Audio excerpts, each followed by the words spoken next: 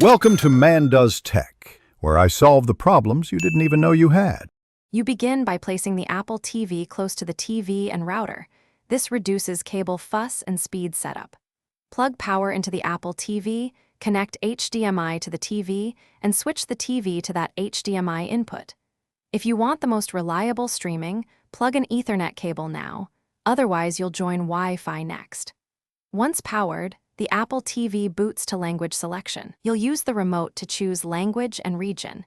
Do that now so the device can start network configuration. Next, you connect to the internet and sign in so apps and purchases work. Choose your Wi-Fi network and enter the password, or verify Ethernet shows connected. This is why we started near the router. After network access, sign in with your Apple ID to enable iTunes, iCloud, and home sharing. These services let you buy or stream content and sync settings. Then check for software updates. Installing ensures compatibility and security. Finally, customize screensaver, audio output, and resolution to match your TV. To finish, you add apps and confirm everything plays correctly. Open the App Store to download streaming apps you use, sign into each service, then play a clip to verify audio and video. Make sure resolution and audio output match your receiver or TV. Change subtitles and audio tracks if needed.